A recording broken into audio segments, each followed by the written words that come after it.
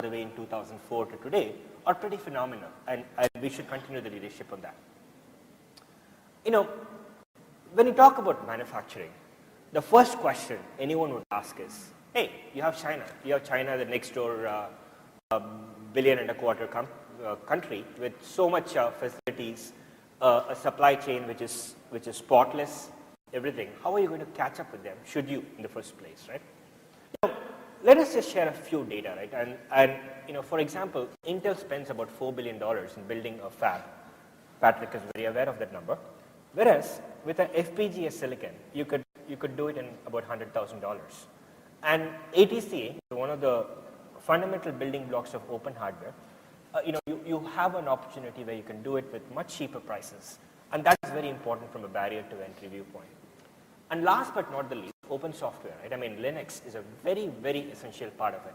In Linux, you have many different kinds of Linux. You have a concept of carrier-related Linux, which is the 5 nines, 6 nines reliability part of it. And all these can provide tools for India to innovate. This is actually a slide I used in an ITU presentation, so I'll just kind of use it as it is. We have all been discussing manufacturing in India for quite a bit of time. What is so specific about it today?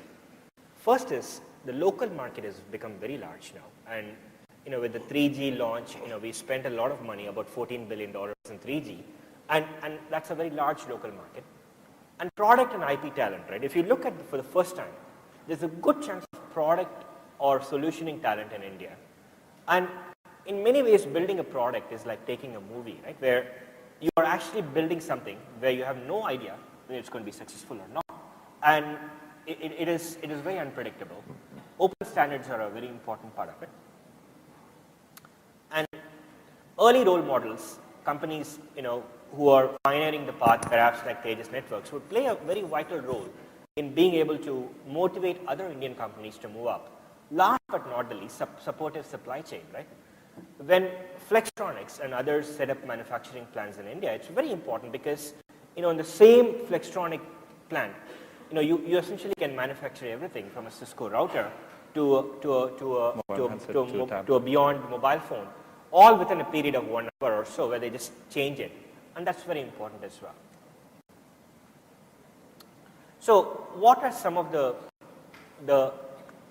building blocks for India to innovate in the telecom space? One is standards, a lot of democratization of knowledge, open source, reusable hardware building blocks, and an ecosystem of innovation. So this is my second last slide, and as a proud Indian, I think it's very, very important it'll help us leapfrog technology, right? I mean, there's no better country in terms of understanding or articulating the concept of leapfrog like India. I mean, for 700 million Indians, the first phone was a cell phone. Whereas for someone growing up in the US, it's pretty much, you had this clunky phone and then you moved on to another phone. You just leapfrog the whole thing. Right?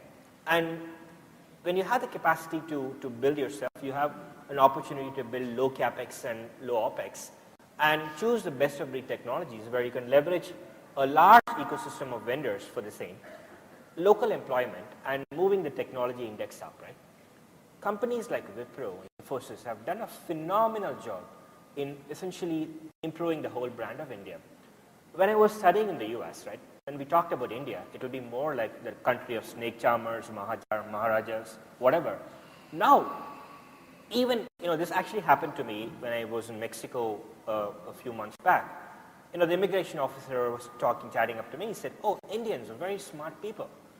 And all this is within a period of a decade and a half, right?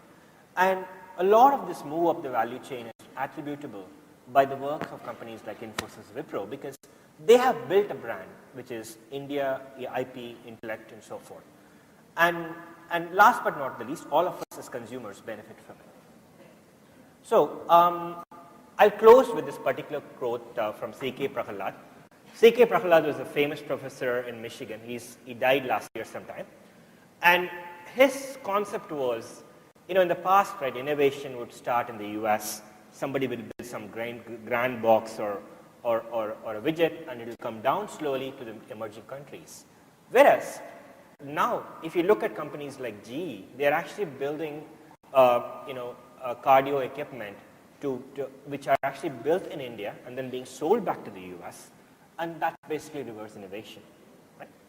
So with that, I will stop, and I'll kind of just open up we'll go around, and the forum is, I'll give some time for the questions for our audience in the end, but in the meantime, we'll just have some discussions.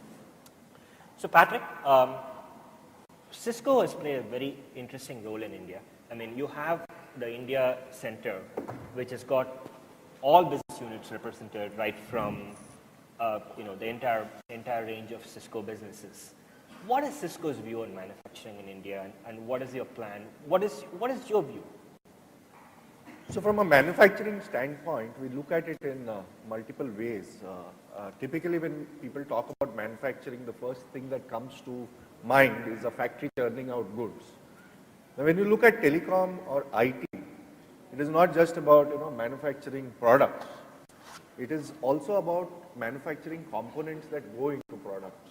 And one of them definitely is, for example, the